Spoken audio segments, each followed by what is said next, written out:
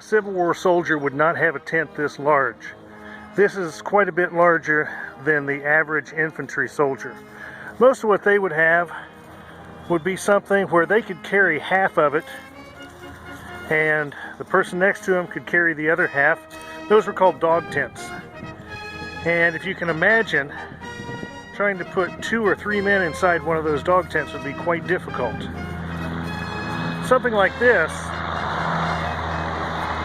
would have been more along the lines for the officers or the musicians. Typically when I do reenacting, this is what I will be in, because being the bugler, I'm attached to the commanding officer. So you can see there's quite a bit of room inside it for one person. It's about 7 feet tall, about 8 feet long, and 9 feet wide.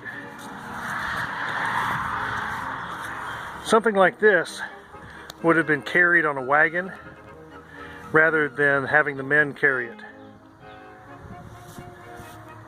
In regard to furnishings, typically there would not be any, especially if you were on the move constantly.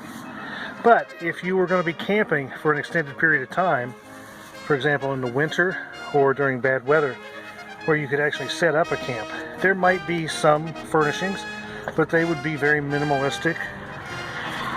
Nothing fancy at all. Again, the musician and the officers would have the cots. It's very possible. The small folding chair, something you might have, but it would be cumbersome to carry around. And then above that, anything like this would have been made by hand, and it would have been simply for long-term camping. It means everything you would find, but here are just a few things that a soldier might have with them during different times during the war. First of all, you have the cot here, obviously for sleeping, but on top of that, what's called a gum blanket, or basically a rubber-coated blanket, and it could double as a parka. It has a hole in the middle of it and you could put it over your head. This was simply a blanket that was covered in the material so that it was waterproof. Also, this gets put down on the ground to protect other things from the water. A lantern, a candle lantern with candles. Initially, it seemed a great idea to have your own plate, but as the war went on, that was another luxury. It was just something to carry. Same with the cup and the mucket. The mucket was a combination of a mug and a bucket. It could be put over the fire and you could heat up the water for coffee. Some of the silverware and the new fancy silverware for the time, this could all be carried as one unit. They slid together. They would probably be carrying their wallet or some kind of container to hold the money. And here you see just another handkerchief, a cloth, because a gentleman would have that. And then we have what's called a housewife. A housewife is simply a small foldable piece of material that has needles, buttons, pins, etc. for fixing uniforms, socks, sewing up tents, whatever you need. It's called a housewife. Typically the soldiers would carry a haversack with them. This was also a tarred haversack. This means it was covered with the tar substance, again to waterproof things and keep the water out and everything inside it safe.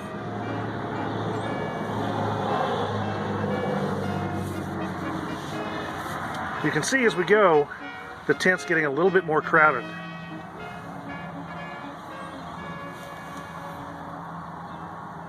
Civil War infantrymen during the Civil War would have the light blue wool pants, some kind of a cotton muslin shirt, and then it would layer it from there on. The next layer would be a wool vest. Sometimes they were lined, but most of the time not. So you got wool on a layer of cotton. Once this was done, you were okay to go around the ladies. But this was not the end of it. For the Civil War soldier, the infantryman again, there would be what's called a 4-button sack coat. And the 4-button sack coat is called that because it has 4 buttons, and when you put it on, it looks like it's a sack on you. It is 100% wool. Most of the soldiers weren't really fitted for the uniforms. They were told, this is what you get. And sometimes they were too big, sometimes they were too small, sometimes they were just right, but probably not very often. So, at this point, wool pants, wool socks, wooden shoes or wooden soles, cotton shirt, wool vest, wool jacket, wool hat. By the way, this one is gray, even though I'm a Union soldier, because the 11th Indiana started out with gray hats. Next would be the cartridge box. The cartridge box holds the cartridges, or the gunpowder, that would go in the musket. Once you get that on there, to keep it in place, you would put on the belt.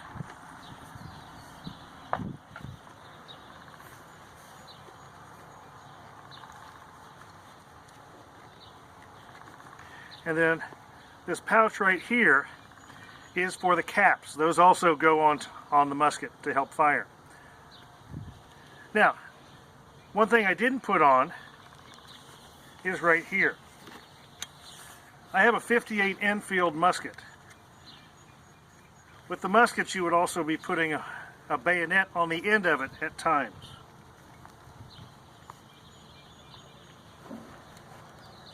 So the bayonet would stay here, the cap box would be here, the cartridge box would be here. If I were to carry this as well, this one would go on the right hip. Typically the infantryman would not have a pistol. However, as a unit musician, musicians often received special care packages from home. That might have been one of them.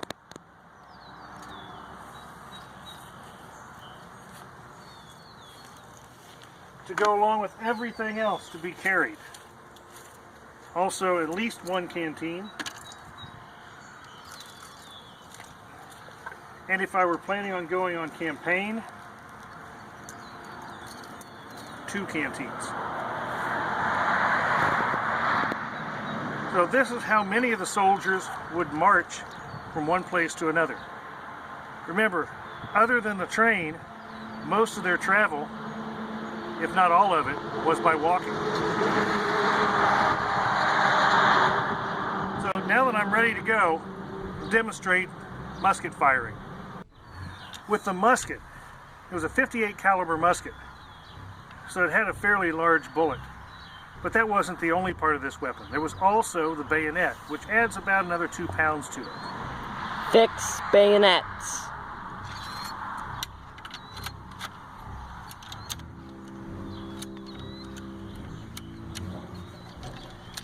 And that would be what the bayonet looks like. Okay, typically they would not be fired with the bayonet in place. And more often than not, the bayonet would not have been used necessarily for the fighting. It would have been used for a candle stand. The bayonet was an awful personal way to injure somebody. You had to be up close and personal, you'd see their face. So they tried not to do that if they didn't have to. It was much easier to fire at somebody from 100 yards away and wonder if you hit them than to use a bayonet and know that you put it through somebody. Firearms from the Civil War era were quite different than what we have today. Typically you would have seen an Enfield rifle or a Springfield rifle. There were an assortment of different things, but those were the two primary firearms that you would see with the average infantryman. So it wasn't simply load the bullets and go. It was a process of firing. So the first step would be to grab a cartridge out of your cartridge box, rip it open, pour that down, pour the powder inside the barrel,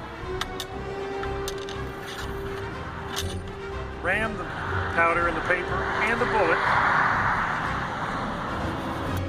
You notice when I put that down there, I used one finger. The reason I do that is if you place your hand over that ramrod and there's an ember in the barrel, it could go off and you could shoot your hand.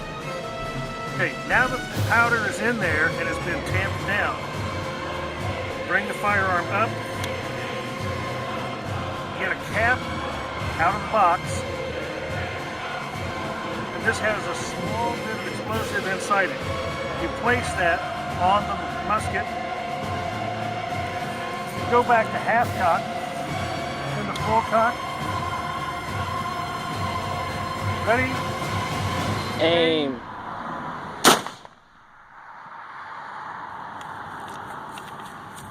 And a good rifleman could probably put off 3 shots in a minute. As I said, a good rifleman could get about 3 shots off per minute, taking 20 seconds to load and fire. Now, I'm not up to that, but let's just see how quickly I can do it. So begin.